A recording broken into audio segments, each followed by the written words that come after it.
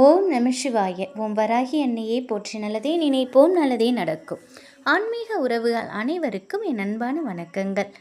நம்ம வீட்டில் நன்மைகள் ஏற்படணும், நம்ம குல தெய்வம் நம்மளை தேடி வரணும் அப்படின்னா இந்த 3 எண்ணெய் கலந்து நீங்கள் 9 நாட்கள் தீபம் ஏற்றினா போதும். நிச்சயமாக உங்கள் குல தெய்வம் உங்கள் வீடு தேடி வரும்.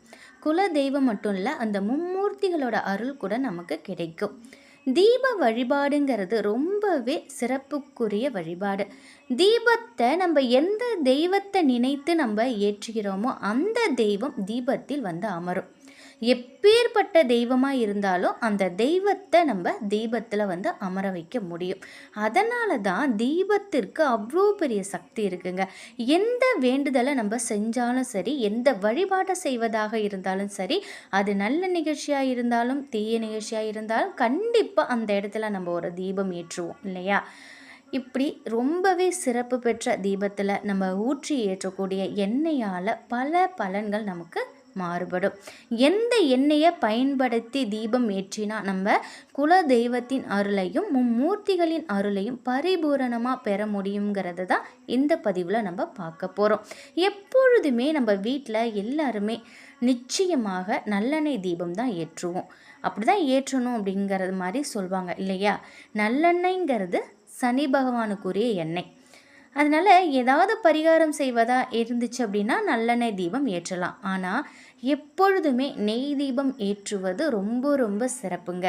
மும்மூர்த்திகளான மகாவிஷ்ணு, சிவன், பிரம்மன் இவங்களோட பரிபூரண அருளை நம்ம பெறணும், நம்ம குல தெய்வத்தோட அருள் நமக்கு கிடைக்கணும் அப்படின்னா நிச்சயமாக நெய் தீபம் ஒரு தீபமாவது ஏற்றுவது மிக மிக சிறந்தது.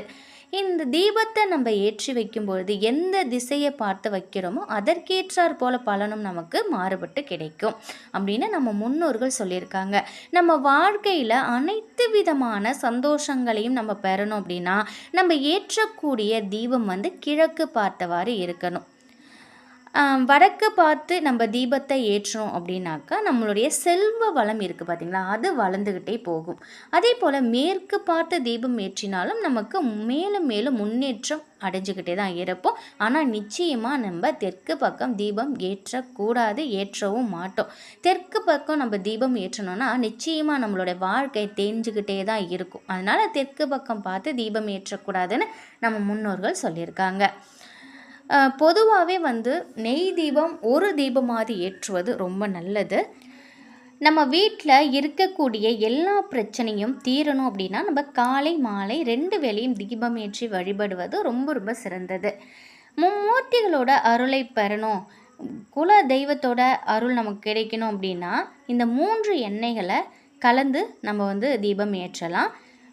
இலுப்பை எண்ணெய், வேப்ப எண்ணெய், விளக்கெண்ணெய், இந்த 3 எண்ணெய்களையும் சரிசமமாக எடுத்துக்கோங்க. இது 3ஐயுமே ஒன்றா கலந்து வச்சுக்கோங்க. இந்த எண்ணெயை பயன்படுத்தி நம்ம காலையிலும் மாலையில் தீபம் வந்து தொடர்ந்து நம்ம அதுவும் 9 நாட்கள் நம்ம தீபம் ஏற்றி வழிபாடு செய்யும் பொழுது நிச்சயமாக நம்முடைய கஷ்டங்கள் அனைத்துமே தீரும். இந்த தீபம் ஏற்றும் பொழுது சில விஷயங்களை மட்டும் நம்ம மாற்றிக்கிட்டோம்னா கண்டிப்பான முறையில் நம்முடைய வாழ்க்கை சிறப்பாக மாறும்.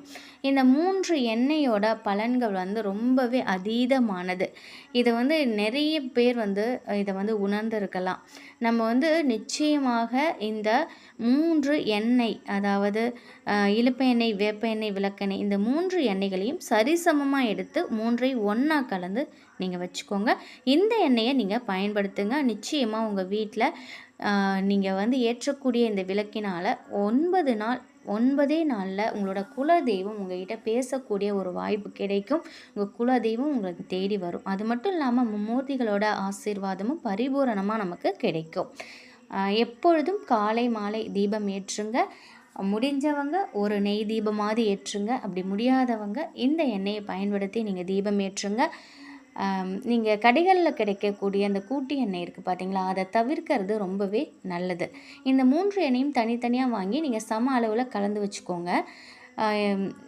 ஏன்னா எண்ணெயில் வந்து இந்த மாதிரி வந்து எண்ணெயில் நம்ம தீபம் ஏற்றுவதுங்கிறது ரொம்ப சிறப்பு வாய்ந்தது. தீபத்தில் அனைத்து தெய்வத்தையும் நம்ம உட்கார வைக்கலாம். அதனால் நம்ம ஏற்றக்கூடிய தீபம் வந்து நம்ம சரியான எண்ணெயை ஊற்றி சரியான அளவில் பயன்படுத்தணும்.